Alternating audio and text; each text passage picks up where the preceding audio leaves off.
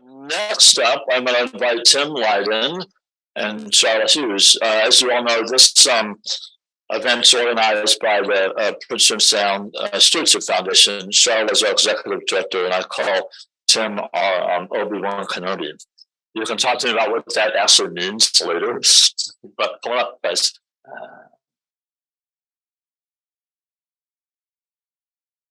Great. Thank you, Paul. Thanks, Paul. And thank you all. So I'd like to talk a bit about the Prince William Sound Stewardship Foundation and a bit of our history and how to get involved. Have the next slide, please. So the Prince William Sound Stewardship Foundation is dedicated to keeping Prince William Sound healthy, clean, and wild for all to enjoy. And all of the work that we do is made possible by all of the many partnerships that we have, particularly with the Forest Service. Next slide. So a bit about what we do. I know many of you in this room are on our mailing list and have probably been staying in touch with our emails, getting excited for some of the volunteer opportunities this summer. So you've seen a lot about these. One of our big projects is marine debris removal, which includes beach cleanups and our Leave It Better campaign. We also do invasive species mitigation. You'll hear more about the Whittier slug out coming up in June, as well as many citizen science projects. So you can find out about those on our website. And we have trail and wreck site restoration programs. We'll look at some of those specific projects coming up here in a minute. Many of you may also be on the Prince William Sound Facebook forum. So that's a place that brings together different stakeholders and community members. And if you're not on there already, go ahead and join us there to stay up to date. We also have a lot of public education outreach and events, including this Natural History Symposium. As we mentioned, some of our summer volunteer projects really focused on marine debris include the Leave It Better campaign. So as you were coming in, you may have seen some of those yellow Alpar bags on the second floor. You can pick up yellow bags around the area at the Glacier Ranger District, Forest Service office in Girdwood, or Lazy Otter Charters, Alaska Sea Kayakers, or the Harbor Master's office here in Whittier. And then once you pick up those bags, you can take them out into the Sound with you. As you find marine debris or garbage on the beaches, collect those if you're able to take it with you. That's great. If you're not, you can take that bag and stash it above the high tide line. Take a picture, take the coordinates, and then let us know. And we'll coordinate with the Forest Service or with our wide network of private boaters, and somebody can pick that up and get it out.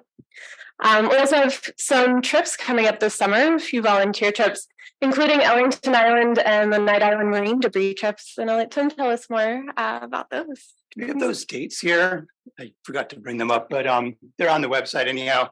So beginning with the, let's see, with marine debris, the Forest Service, Aaron mentioned how much land we manage in Western Prince William Sound or across Prince William Sound. And marine debris is a good example of the value of this partnership with Prince William Sound Stewardship Foundation and all the partners they have helped bring together, because we never really had the capacity to tackle marine debris. And of course, it's a pretty big deal having these thousands of miles of shoreline that are continually impacted by marine debris. So we're just really grateful for being able to set up these partnerships. And what we've developed is we have a 3-year rotational schedule between the hardest hit, most exposed beaches from sort of north central through central down to the southern part of the Sound.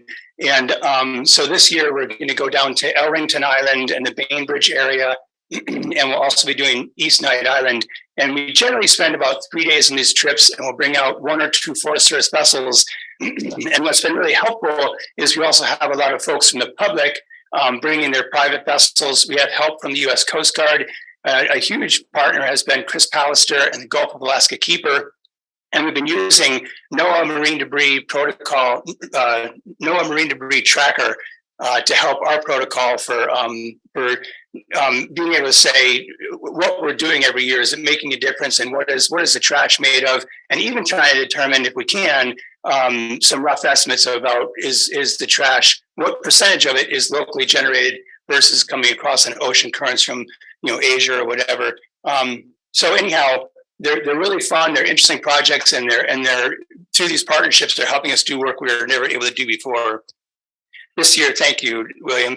This year, Elrington is July 15 through 17. We'll be anchored down to Fox Farm Bay to base camp out of there. And then before that is East Night Island. We'll base out of Bay of Isles, June 26 to 28. And really encourage, we've had, discovery voyages and other companies and private individuals help us with these. So the Exxon Valdez Oil Spill Trustee Council has helped to fund those, along with Resource Advisory Committee for Prince William Sound.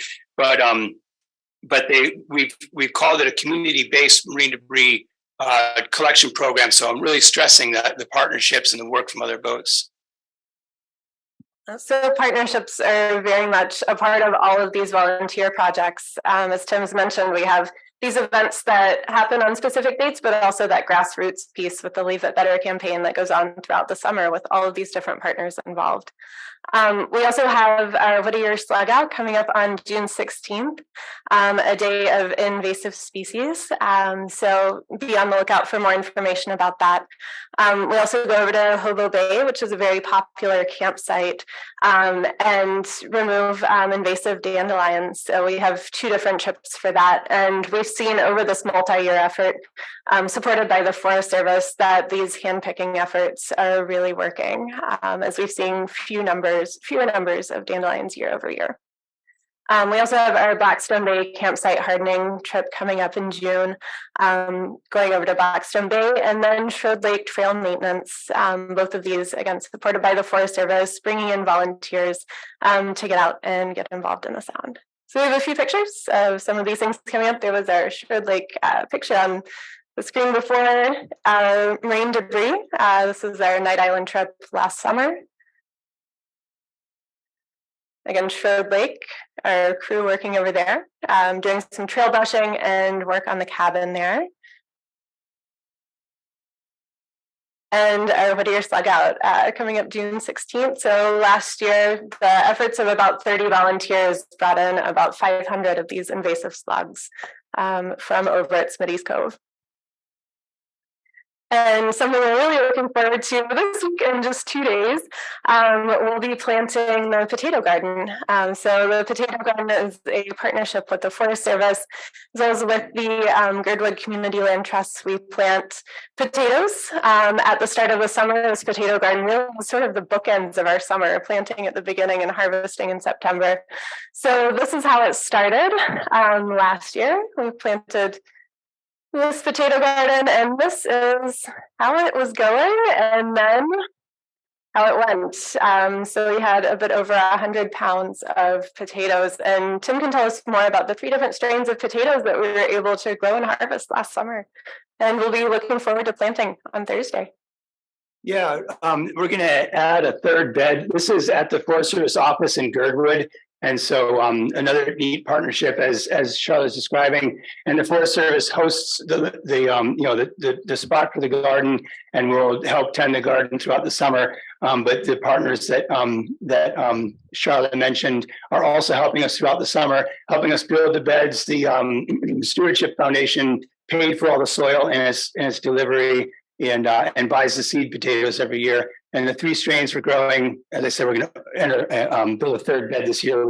We grow Yukon Golds and Purple Vikings, and we always grow either Haida or Tlingit potatoes to recognize that unique strain of potato that's been grown indigenously along the Northwest coast from the peninsula in Washington all the way up here to Prince William Sound, planted on wild beaches, not really tended, just allowed to grow wild, and for at least a couple of 100 years and possibly quite longer have been an important food source. So we wanted to honor that use, since our district in Girdwood, encompasses so much of Prince William Sound. And then another important partner is the Girdwood Food Bank, run through the Girdwood Chapel, and they provide food along Turnagain Arm and also here in Whittier. So just a nice representation of our community. So this is the yield from last summer that went to the Girdwood Food Bank, run through the Girdwood Chapel, and was distributed through communities along Turnagain Arm, including here in Whittier. And this is our harvest in a big marine debris buoy that we used for our container too. Also this week, we have the Head of the Bay Cleanup Day coming up on Saturday in partnership with Whittier Parks and Rec. Jamie will be here later during our tabling session to talk about the opportunities that Whittier Parks and Rec has coming up this summer. So through this partnership, we get together at the beginning of the summer over at the Head of the Bay and clean up this very beloved stretch of beach. So here we are last year with some of our volunteers. We found this aluminum tub, took some teamwork to get it off, and then here's our crew of volunteers on the next slide. So after this, with Parks and Rec, we have a nice barbecue at the end. It's a great way to volunteer at the start of your summer and get out there and meet some nice people who are involved in a lot of different organizations here in the area. Also throughout the summer, as William and Allie mentioned, we collect mussel samples from Prince William Sound. So if you are a private boater and are out in the Sound in an area where there are blue mussels, you can get in touch with us and follow this protocol to collect mussels that we'll send to Alludic Pride for paralytic shellfish poisoning testing.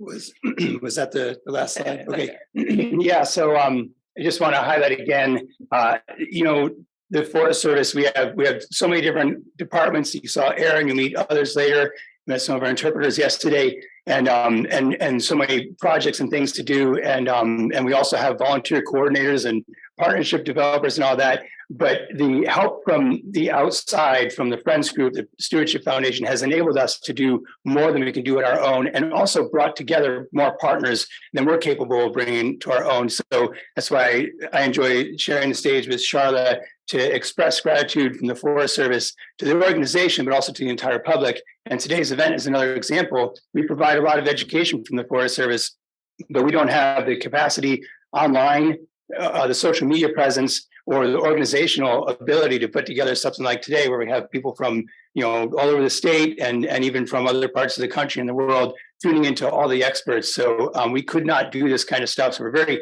very happy participants and really grateful to you all. And I think you've already listed so many people, but Charlotte will probably also mention ways to support the foundation, which is supporting this work. Great. Thank you, Tim. Thank you so much to the Forest Service for everything they do and for all of our many partners, many of these organizations represented in this room today. As William's reminding us over here too, you can also become a member of the Prince William Sound Stewardship Foundation. We have a few of our board members here today. If they'd like to give a wave, you can see them and talk about membership. Our membership forms out front. We also have merch available that you can check out during our tabling session coming up here in just a bit. Thank you. Yeah, nice. William, is it possible to put the Stewardship Foundation's website up on the screen? Yeah. Yeah, because this is what also the Zoom audience is seeing as well, right? Can we do that? We have a couple minutes before the next break. So thanks for all these speakers during our concurrent sessions. We're going to take another break in a couple minutes, and the tsunami session is still going on outside for another 20 minutes. But Harmony's presentation, I'll just follow up a couple of things that it made me think of, and that's why I wanted to put up the website. And one thing when we were talking about marine debris earlier that we didn't mention was on our marine debris cleanups here in Prince William Sound. As I said, we partner with Gulf of Alaska Keeper, which is Chris Pallister, and I heard you work with him as well. And then Charla, is Pat Simpson still going by Plastic Ocean Waste Solutions? He is? PKS? Okay, great. So another thing we didn't have time to mention earlier is that when the Stewardship Foundation and the Forest Service go on marine debris pickup trips in the Sound, we also work with PKS Solutions, if I got the acronym right, all right, with Patrick Simpson. And Patrick has been quite industrious in building machinery and attending conferences on how to repurpose plastic into building materials. And so Patrick will take, I think Patrick also took from your Lazy Otter trip, right, Kelly? So the Lazy Otter trip with which high school is it? It's Diamond High School. That's the last couple of years. So Patrick will come take all that plastic away. He takes the plastic from our cleanups and he's turning it into usable, durable building materials. And at one point last year, the foundation was also working with Patrick on recycling boat wrap.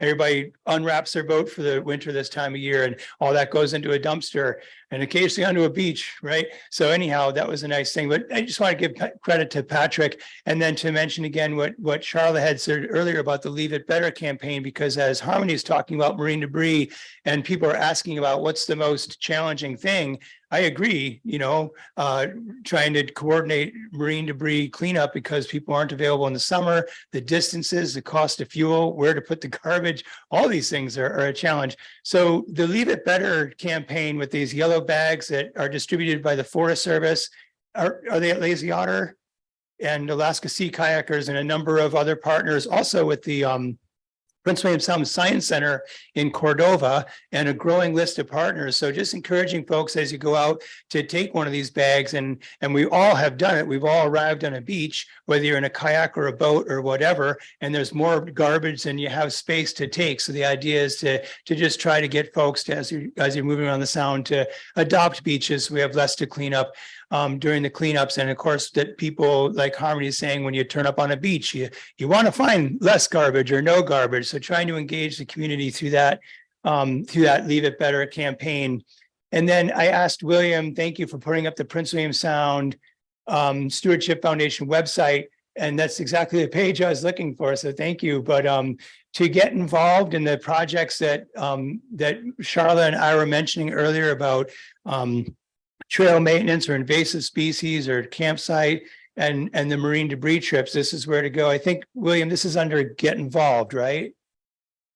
Yeah, okay, great. Yeah, so just want to point out, I think, well, I know the marine debris trips are full with waiting lists this summer, but if you haven't tuned into this website yet, as I mentioned earlier, this has become a really great resource for the Forest Service. We have a lot of work to do on trails on the road system, up 20 Mile in the Girdwood Valley, on Turnigan Pass, whatever, and the trails in Prince William Sound. We really appreciate this resource, the foundation getting together volunteers. It's helped us accomplish work. And in marine debris, that's a really great example. We haul out thousands of pounds every summer from the rotational system I mentioned earlier that we use over a 3-year period, rotating between those 3 zones. So I just wanted to highlight that. How this partnership works, what the resource is that you can go to. It's princewilliamsound.org to learn more about the projects and how to get involved. And appreciate our last 3 speakers. And so we're going to take a break for the next 15 minutes or so. And after that, so tsunami is still going on till 3:30 outside. And then after that, in the room here, Maya Draper-Reich from RCAC is going to present on then and now, 34 years since the Exxon Valdez oil spill, and we'll have a couple other speakers we'll introduce after that. But at 3:30, we're still concurrent because we're very fortunate to have some U.S. Forest Service interpreters from the Visitor Center here with us. And at 3:30, they're going to have 3 stations. I think you're in the bay because of the rain, right? So we'll just introduce that again, but in the bay, which is around the corner out front, right? 3 stations with 3 different questions about interpretation area. So enjoy another break, and thanks to everybody.